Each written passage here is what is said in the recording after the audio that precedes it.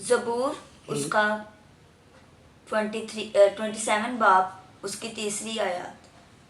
खुदावन पर तवक्कल कर और नेकी कर, मुल्क में आबाद रह और उसी की वफादारी परवश पा। आमीन।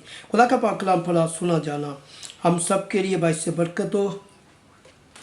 खुदा के पाक कलाम में आज हम देखते हैं ज़बूर 37 उसकी तीसरी वर्ष। यहाँ पर पहले नंबर पर कि मुकद्दस दाऊद जो है, ये ज़बूर मुकद्दस दाऊद का है। और मुकद्दस दाऊद जो है कि वो खुदा की कौम को, जो खुदा की कौम है, जो खुदा की उम्मत है, जो खुदा के लोग हैं, उनको कह रहा है कि खुदावन पर तवक्कल कर। किस पर तवक्कल कर? खुदावन पर, यानी कि खुदावन पर भरोसा रख, खुदावन पर यकीन रख। तो बेशक अगर मुकद्दस दाऊद जो है कि वो खुदा की तरफ उनको कह रहा है, खुदा की तरफ लेकर जा रहा है और खुदा पर उनको भरोसे के लिए कह रहा है, तो उनका भरोसा जो है कि वो खुदा ही पर हो, उनका तवक्कुल जो है कि वो खुदा ही के पर हो, खुदा पर हो। अगर उनका तवक्कुल, भरोसा, एतमाद, यकीन खुदा पर होगा तो खुदा वो उनकी मदद करेगा, खुदा उनको बढ़ाएगा, उनको मजबूत, उनको कायम रखेगा। ठीक है। और जो आगे जो बात है जो मुकद्दस दाऊद ने कही तवक्कुल के बाद, भरोसे के बाद, वो उसने कही कि नेकी कर। क्या कर? कि नेकी कर, यानी कि खुदा की कौम को, खुदा की उम्मत को, खुदा के लोगों को उसने कहा कि नेकी कर। नेकी के बारे उसने कहा है। और नेकी जो है ये हर एक के साथ की जाए, लेकिन यहाँ पर तो वो खुदा की कौम को कह रहा है, खुदा की उम्मत को कह रहा है कि आपस में, यानी कि आपस में नेकी करें, नेकी करें। तो नेकी जो है अगर की जाएगी, नेकी करेंगे तो खुदा इससे भी, यानी कि वो खुश होगा, इससे भी खुदा खुश होगा। जब खुदा पर तवक्कुल किया जाए या नेकी की जाए तो क्या होगा? ये क्या कि मुल्क में आबाद रहे। फिर मुल्क में आबाद रहने के लिए कि वो कह रहे हैं कि मुल्क में, जिस मुल्क में, जिस शहर में, जिस जगह के रहता है, यानी कि उसमें आबाद रहे। हालेलुया। उसमें क्या रहे? आबाद, यानी कि कायम रहे। कलाम में लिखा है और उसकी वफादारी से परवश पा, यानी कि जो खुदा के साथ, यानी कि वफादारी दिखाता है, जो खुदा में वफादार है, जो खुदा में ताबेदार है, जो खुदा का कि वफादार होता है, कि खुदा उसके साथ वो वफादार होता है, खुदा उसके साथ कि वो, यानी कि वफादारी दिखाता है। अगर खुदा को वफादारी ना दिखाए खुदा की कौम या खुदा के लोग, तो खुदा भी, यानी कि वो वफादार नहीं होगा, वो वफादारी वो नहीं दिखाएगा। और हमने किस में परवश पानी है? उसकी वफादारी में। Hallelujah, hallelujah. अब नेकी के बारे कुछ मज़ीद और सीखेंगे हम, नेकी के बारे हम कुछ और भी सीखेंगे। और नेकी के बारे बाइबल मुकद्दस जो है, यहाँ ये तो पुराने अहदनामा में हमें नेकी के बारे हमें मिलता है। हम नए अहदनामे में जाएंगे कि नेकी के बारे जो है कि वो खुदा के लोग जो है अपने ख़तों के अंदर वो क्या फरमाते हैं नेकी के बारे। निकाले जरा गिलतियों का खत है, गिलतियों का खत पौलुस रसूल का है, गिलतियों का खत है पौलुस रसूल का। तो यहाँ पर हम आते हैं और हम देखते हैं कि नेकी के बारे पौलुस रसूल ने यानी कि क्या क्या बयान किया है नेकी के तलक से, नेकी के बारे कि वो क्या कहता है और किन के साथ नेकी की जाए और किन के साथ नेकी ना की जाए। आज गलतियों का खत है, उसका 6वां बाब है और उसकी 9वीं और 10वीं है। हम नेक काम करने में हिम्मत ना हारें, क्योंकि अगर बेदिल ना होंगे तो आइन वक्त पर काटेंगे। बस जहाँ तक मौका मिले सबके साथ नेकी कर और खास कर अहले ईमान के साथ। आमीन। 9वीं आयत जो है, पौलुस जो है वो अपने इस खत में, गलतियों के खत में कि वो नेकी के बारे कि वो लिखता है और नेकी के बारे वो बयान करता है कि वो अपने आप को भी इसमें वो शामिल करता है, अपने आप को भी वो इसमें शामिल करता है। वो अपने आप को वो बाहर नहीं निकालता कि सिर्फ तो सिर्फ दूसरे नेकी करें, वो अपने आप को भी इसमें वो शामिल करता है। इस वर्ष के अंदर, इस आयत के अंदर कि वो अपने आप को भी वो शामिल करता है, क्योंकि वो कहता है, वो फरमाता है कि हम नेक काम करने में हिम्मत ना हारें, नेक काम करने में हिम्मत ना हारें। अगर वो कह रहा है कि हिम्मत ना हारें यानी कि नेक काम करने में, अच्छे काम करने में, भलाई के काम करने में, नेक काम करने में, तो फिर हमें नेक जो काम है, जो खुदा को पसंद है, जो खुदा लाइक करता है, यानी कि उनको किए जाए। हालेलुया, कि किए जाए, यानी कि नेक काम जो है कि उनको किया जाए। फिर लिखा है क्योंकि अगर बेदिल ना होंगे तो ऐन वक्त पर काटेंगे। जब हमारा वक्त आएगा, जब हम नेकी कर चुके होते हैं, किसी के साथ भलाई कर चुके होते हैं, तो फिर एक वक्त आता है हमारा भी कि हमारे साथ भी यानी कि कोई नेकी करता है।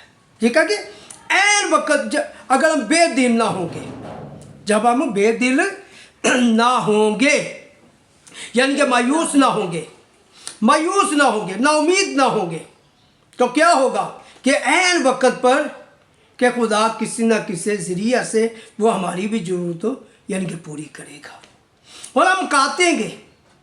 जहाँ नहीं बोया यानी कि वहाँ से यानी कि काटेंगे। ये पौलुस कह रहा है, ये खुदा का कलाम कह रहा है।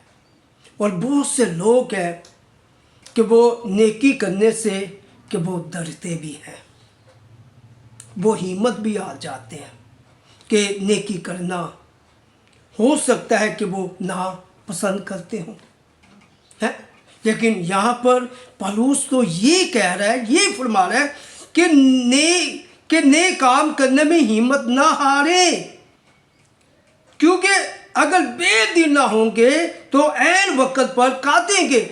जो कुछ है, जहाँ तक है, यानी कि हम दूसरों के साथ पौलुस कहता है नेकी करें। हालेलुया है। अगर ज़्यादा नहीं है तो थोड़ा यानी कि किसी के साथ यानी कि किया जाए। हालेलुया। 10वीं आयत क्या लिखा है? लिखा है बस जहाँ तक मौका मिले। हालेलुया। पौलुस कहता है, वहाँ के लोगों को कहता है कि जहाँ तक मौका मिले कि क्या किया जाए, कि जहाँ तक मौका मिले यानी कि नेकी की जाए भाई, है। फिर उसने कहा खास कर अहले ईमान के साथ। इसमें थोड़ा फर्क है। उसने कहा कि खास अहले ईमान के साथ, जो अहले ईमान है, जो ईमानदार लोग हैं, जो ईमानदारी में हैं, जो यीशु मसीह के खून खरीदे हैं, जो यीशु मसीह के लोग हैं, यानी कि पहले, यानी कि उनके साथ जो है कि नेकी की जाए। कि अगर वो कमज़ोर पड़ गए हैं, वो कमज़ोर पड़ गए, वो गिर गए, तो दूसरों के साथ बुराई करने का फ़ायदा, दूसरों के साथ नेकी करने का फ़ायदा है। लेकिन पौलुस ने यहाँ पर बिल्कुल निखेर कर उसने ये कहा है। पहले उसने कहा कि जहाँ तक मौका मिले, जहाँ तक आसपास, जहाँ पर भी किसी भी कौम में, किसी भी मज़हब में कोई शख्स जिसको ज़रूरत हो, है, देखते हैं अगर ज़रूरत है तो उसकी उसमें क्या की जाए, मदद की जाए, उसके साथ भलाई की जाए, उसके साथ नेकी की जाए, उसके साथ अच्छा किया जाए, ताकि वो यानी कि ये सीख कर यानी कि वो भी दूसरों के साथ करे।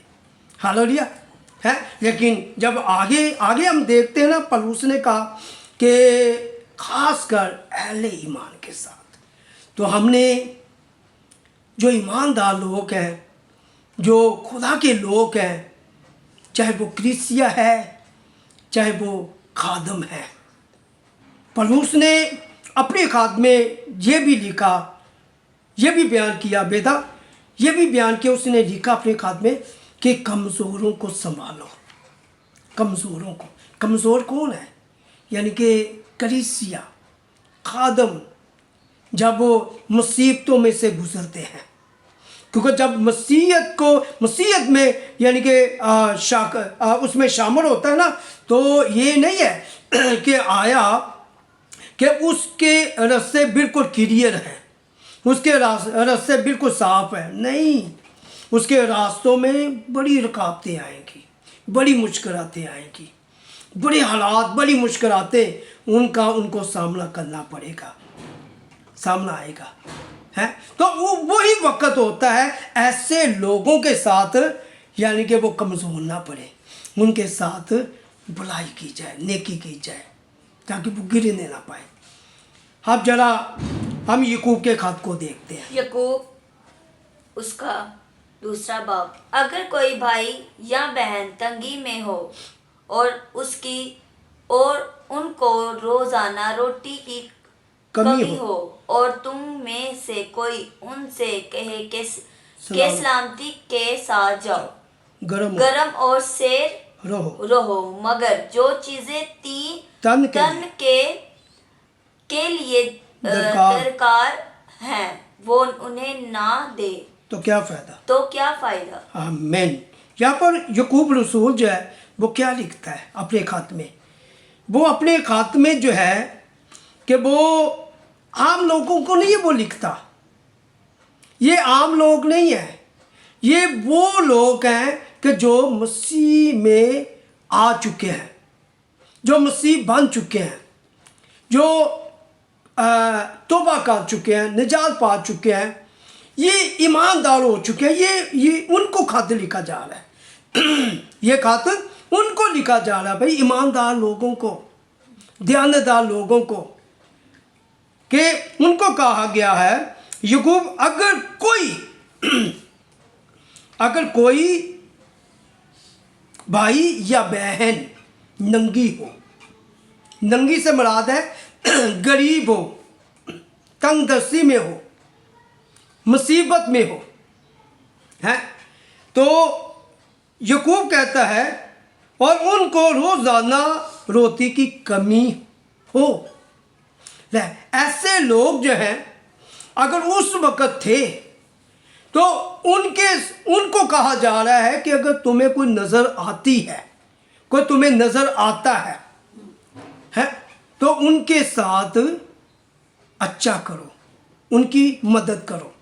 अगर उनको लिबास की ज़रूरत है तो उनको लिबास देने में उनकी मदद करो, है। अगर उनको रोज़ाना खुराक की कमी है, रोटी की कमी है, लेकिन उसमें भी उसकी क्या करो, मदद करो। हालेलुया है, मदद करो। याकूब कह रहा है ये नेकी का काम है, ये नेकी का काम है कि जिसके बारे दाऊद भी कह रहा है और पौलुस भी कह रहा है और याकूब भी कह रहा है कि नेकी की जाए।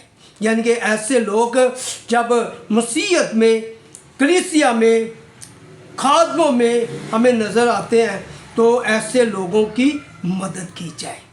अगर किसी को अगर खुराक पहुंचाई जाए, किसी को खाना खिलाया जाए या किसी को लिबास दिया जाए, है, क्योंकि यहाँ पर रोटी की बात हो रही है और लिबास की, कपड़े की बात हो रही है, ठीक है ना। पालू यकूब रसूल दो चीज़ों के बारे में वो यहाँ पर कह रहे हैं। पहले नंबर पर यानी कि लिबास की, नंगा हो। दूसरे नंबर पर कि वो खुराक की, रोज़ाना खुराक की कमी, यानी कि रोटी की कमी, ठीक है।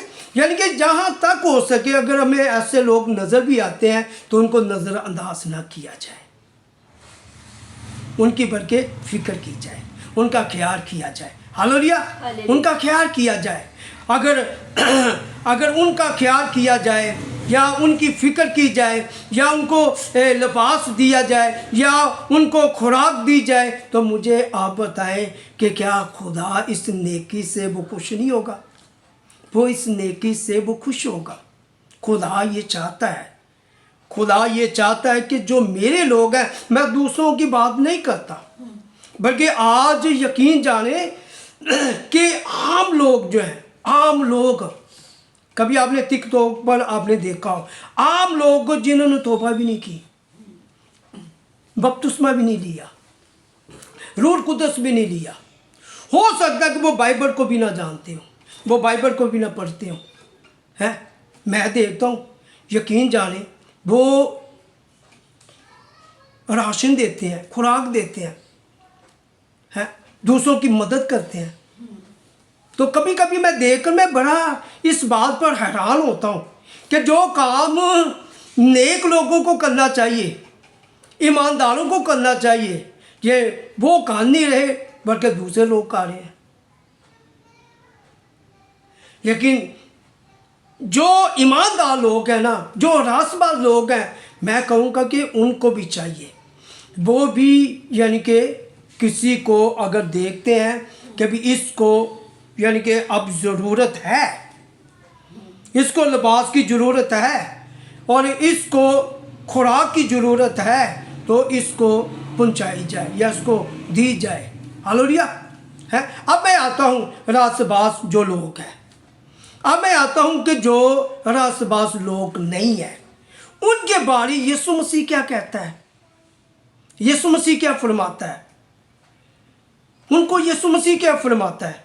देखिए जरा मत्ती की अंजीर निकाले बेटा, चला वहाँ पर आपको बड़ी ज़बरदस्त बातें मिलेगी, आप सीखेंगे और आपको मुझे उम्मीद है कि आपका ईमान बहुत मजबूत होगा। 25वां बाब है कि नेकी के बारे यीशु मसीह जो है वो भी कह रहा है, नेकी के बारे यीशु मसीह भी तालीम दे रहा है। और यीशु मसीह ने तमसील जो है कि वो बयान की है मत्ती की अंजीर में 25वें बाब के अंदर। मत्ती की अंजीर उसका 25 बाब उसकी 34 आयत। यस। उस वक्त बादशाह अपने दाहिनी तरफ वालों से कहेगा आओ मेरे बाप के मुबारक लोगों जो बादशाही बनाए आलम से तुम्हारे लिए तैयार की गई है, उसे मुरास में लो। आमीन। यहाँ पर आप रुक जाए, यहाँ पर ये किन को कहा जा रहा है, यीशु किन को कह रहा है, ये यानी कि तमसील है, ये एक तमसील है जो यीशु मसीह ने बयान की है। तमसीलें बहुत ज़्यादा है, लेकिन यहाँ पर एक तमसील जो यीशु मसीह ने बयान की है, यीशु मसीह जो है कि वो कह रहा है कि बादशाह जो है उस वक़्त कहेगा कि ऐ मेरे बाप के मुबारक लोगों, ऐ मेरे बाप के मुबारक लोगों के आओ जो बनाई आलम से तुम्हारे लिए बादशाह तैयार की गई है, उसको मिरास में ले लो। ये किन को कहा जा रहा है और ये कौन कह रहा है? बादशाह जो वो तो यीशु मसीह है। और जिनको कहा जा रहा है ये दैनी तरफ वाले जो लोग हैं, ये रासबाज लोग हैं और ये ईमानदार लोग हैं, ये ध्यानदार लोग हैं, ये निजात याफ्ता लोग हैं, ये बपतिस्मा याफ्ता लोग हैं और जो खुदा की मर्जी को बजा लाते हैं, ये वो लोग हैं, ये उनको कहा गया है कि ऐ मेरे मेरे बाप के मुबारक लोगों कि आओ, जो बुनाई आलम से तुम्हारे लिए बादशाही तैयार की गई है उसको मेरास में ले लो। और यीशु ने आगे क्या कहा, क्यों कहा, किस बात से कहा, जरा पढ़े, जरा आगे बेटा, जरा अगली वर्ष पढ़े चला। यीशु ने ऐसे नहीं उनको कह दिया क्योंकि मैं भूखा था, तुमने मुझे खाना खिलाया, मैं प्यासा था, तुमने मुझे पानी पिलाया, मैं परदेसी था, तुमने मुझे अपने घर में उतारा, नंगा था, तुमने मुझे कपड़ा पहनाया, बीमार था, तुमने मेरी खबर ली, कैद में था, तुमने मेरे पास तुम मेरे पास आए। आमीन। या तक ही रहे। अब यीशु मसीह उसने ऐसे नहीं कह दिया है कि मेरे बाप के मुबारक लोगों। यीशु मसीह ने सब कुछ देकर जानकर कहा, क्योंकि यीशु उनके साथ रहता रहा। यीशु मसीह उनके साथ वो रहता रहा। और यीशु मसीह ने उनको कहा कि मैं भूखा था, मैं प्यासा था, मैं परदेसी था, मैं नंगा था, मैं कैद में था, मैं बीमार था कि तुम मेरे पास आए। और ये सारी की सारी क्या है, ये खिदमत है। ये क्या है भी, ये खिदमत है। और ये क्या है, ये नेकी है, ये नेकी है। यीशु ने जो उसके साथ सलूक किया गया, रास्तबाजों ने उसके साथ सलूक किया, यीशु मसीह ने उनको क्या रखा भी, याद रखा, उनको याद रखा। अगर यीशु को रास्तबाज लोगों ने खाना खिलाया है और यीशु ने उसको याद रखा, यीशु को पानी पिलाया गया तो यीशु ने याद रखा, अगर यीशु को कपड़ा पहनाया गया तो यीशु ने याद रखा, अगर यीशु परदेसी है, यीशु को उन्होंने अपने घर में उतारा तो यीशु ने याद रखा, अगर यीशु बीमार पड़ा तो यानी उसकी खबर लेने आए, वो कैद में था तो यीशु मसीह उसके पास आए भी है।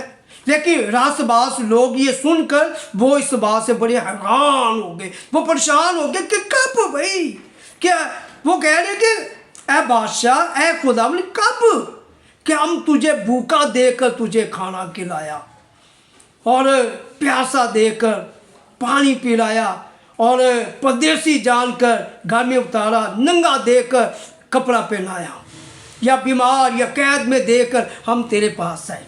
यीशु ने कहा कि मैं तुमसे सच कहता हूँ कि तुम इन चौथों में से किसी के साथ सलूक किया तो मेरे साथ किया। ये वर्ष इनमें से, उसने कहा कि इनमें से, इन चौथों में से किसी के साथ सलूक किया तो मेरे साथ किया। और आज क्या है, दुनिया भर में बेशुमार गरीब लोग हैं, मस्कीन लोग हैं, महताज लोग हैं, है कि नहीं है? क्यों बेटा, मस्कीन लोग, गरीब लोग और महताज लोग आज भी दुनिया भर में हैं, दुनिया में हैं। ईमानदार भी हैं, कलीसिया में भी है, खादमों में भी है और आम लोगों में भी है।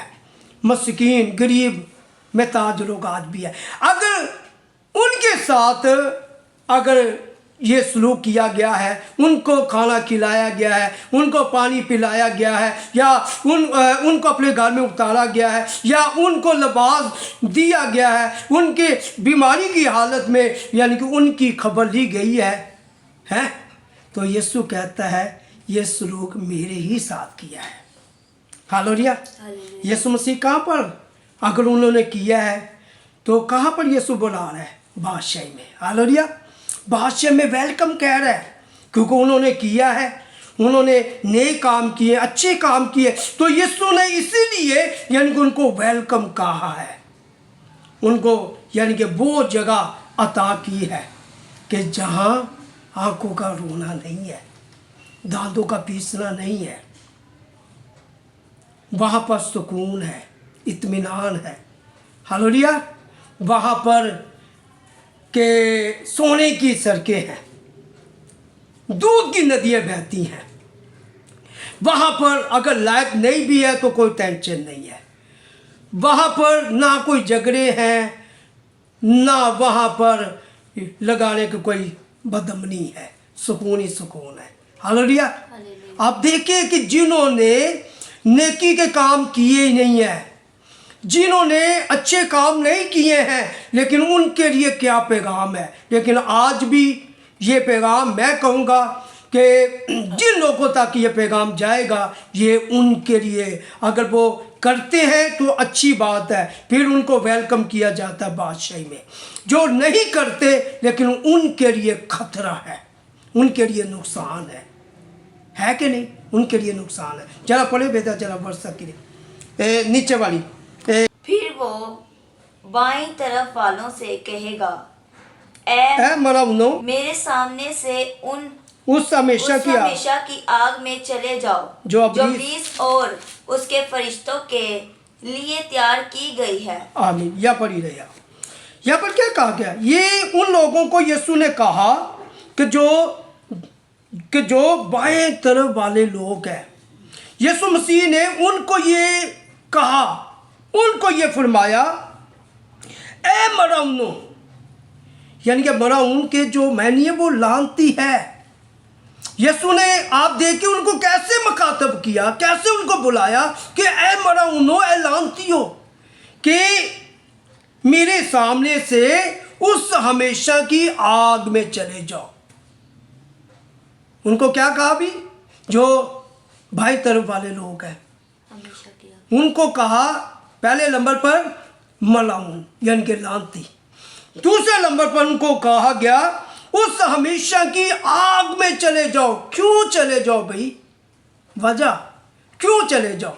यीशु ने क्यों इनको कहा कि उस हमेशा की आग में चले जाओ? इसलिए कहा क्योंकि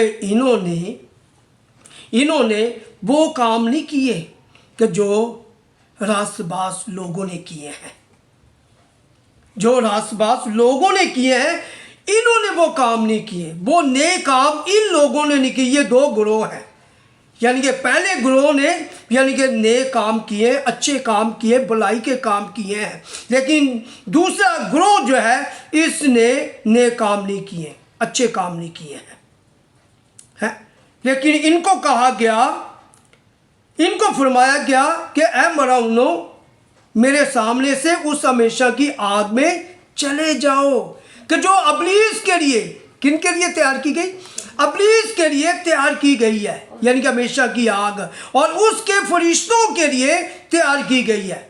ये याद रखे, इंसानों के लिए ये हमेशा की जो आग है, ये लोगों के लिए, इंसान के लिए तैयार नहीं की गई। ये तो अबलीस के लिए, उसके फरिश्तों के लिए तैयार की गई है। लेकिन इंसान ने खुद इसका चुनाव किया है, खुद इसका फैसला किया है, यानी कि हमेशा की आग का, हमेशा की आग में जाने के लिए इन्होंने खुद यानी कि चुनाव किया है। लेकिन खुदा इंसान को हरगिज़ वो ये नहीं चाहता कि इंसान जो है कि जिसको मैंने बनाया, जिसको मैंने पैदा किया अपनी सूरत पर, अपनी शक्ल पर, कि वो हमेशा की आग में चला जाए। हरगिज़ खुदावंद ने इसलिए इंसान को पैदा नहीं किया। उसने पैदा किया तो आसमान की बादशाही में रहने के लिए। आदम को यानी कि बनाया गया बागे आदम में रखने के लिए, लेकिन आदम ने खुद ही यानी कि फैसला किया, चुनाव किया नाफरमानी की। ठीक, और आज भी याद रखे, नाफरमानियाँ बेशुमार यानी कि लोग करते हैं। करते कि नहीं करते? यानी कि वो अच्छे काम जो वो करते नहीं है कि जिसके ज़रिए यानी कि खुदा खुश हो, खुदा पसंद करे, खुदा लायक करे, खुदा यानी कि वो बरकत दे, यानी कि वो काम नहीं करते। लेकिन इनको क्यों कहा गया? बेटा चला पढ़े, जरा इसके आगे चला, लिखा यहाँ पर, क्योंकि मैं भूखा था तुमने मुझे खाना ना खिलाया, मैं प्यासा था तुमने मुझे पानी ना पिलाया, परदेसी था तुमने मुझे घर में ना उतारा, नंगा था तुमने मुझे कपड़ा ना पहनाया, बीमार कैद में था तुमने मेरी खबर ना ली।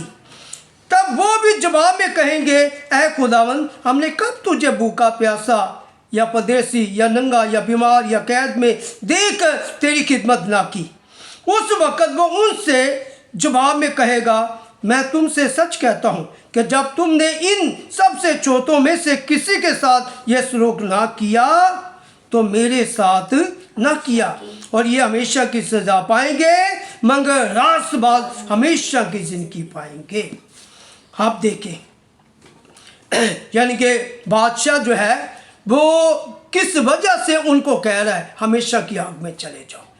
यही वजह है कि यीशु के साथ उन्होंने वो सलूक नहीं किया, बल्कि जो मस्कीन, जो गरीब, जो महताज उनके सामने थे, उनको नज़र आते थे, उनको दिखाई देते थे, लेकिन उनके साथ उन्होंने सलूक नहीं किया। उनको खाना नहीं खिलाया, उनको पानी नहीं पिलाया, उनको लिबास नहीं दिया। वो बीमार थे, वो बीमारियों में थे, लेकिन उनकी उन्होंने खबर ही नहीं ली है। लेकिन खुदा जो है वो चाहता है कि अच्छे काम किए जाए, नेकी के काम किए जाए। नेकी के काम करने से कहाँ पर जाएगा इंसान?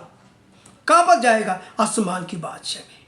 क्योंकि यहाँ पर तो साफ लिखा है कि यीशु ने जिन्होंने अच्छे काम किए, नेकी के काम किए हैं, उनको कहाँ पर जगह मिली है? कहाँ पर जगह मिली बेटा? कहाँ पर जगह मिली? आसमान की बादशाह में। जिन्होंने ये अच्छे काम किए नहीं, किसी को देखा, मस्कीन को, गरीब को, महताज को, अगर उसको खाना नहीं खिलाया, उसको पानी नहीं पिलाया, उनका मकाम कहाँ पर? उनकी जगह पर का है, यानी कि हमेशा की आग, हमेशा की आग। ठीक है, लेकिन वो हमेशा वहाँ पर रहेंगे, दुख उठाएंगे, मुसीबत उठाएंगे। क्यों ना कि यहाँ पर ही जो बाइबल हमें कहती है, बाइबल में फरमाती है नेकी के बारे कि हम सुनकर, हम सीखकर, हम क्यों ना उसके ऊपर अमल किया जाए। कलाम में लिखा है, पौलुस कहता है कि मैं है सुनने वाले नहीं बल्कि उसके ऊपर अमल करने वाले। अगर दाऊद कह रहा है नेकी के बारे, नेकी का, तो नेकी करनी चाहिए। हालेलुया। अगर पौलुस कह रहा है कि नेक काम करने में हिम्मत ना हारे, तो हमें नेक काम करने में हिम्मत नहीं आनी चाहिए। जहाँ तक हो हमें नेकी करनी चाहिए, भलाई करनी चाहिए। अगर याकूब कह रहा है कि नेकी के बारे, तो मैं कहूँगा कि हमें नेकी करनी। यीशु कह रहा है नेकी के बारे, वो हमें तालीम दे रहा है, तो फिर हमें नेकी करनी चाहिए। थोड़ा है, कम है, लेकिन उनमें से मैं कहता हूँ कि दूसरों के साथ किया जाए। ये देखे क्रिसमस आ रहा है ना, बहुत से लोग ऐसे हैं नज़र आते हैं, हो सकता है कि उनके पास ना हो, उनके पास खाने के लिए ना हो, उनके पास लिबास के लिए ना हो, है लेकिन मैं कहता हूँ अगर है तो उनके साथ किया जाए, अगर नहीं है तो उनके लिए दुआ की जाए कि खुदा मौजूदा तौर पर यानी कि उनको मुहैया करे। वो लोग जो हैं वो भी यानी कि हमारी खुशी के साथ हमारे साथ मिलकर वो क्रिसमस मना सके। Hallelujah, hallelujah. यीशु मसीह की पैदाइश का दिन वो मना सके। चले, यीशु मसीह जो है वो इस कलाम से मुझे और आपको बहुत ज़्यादा वो ब्लेसिंग और बरकत दे। आमीन।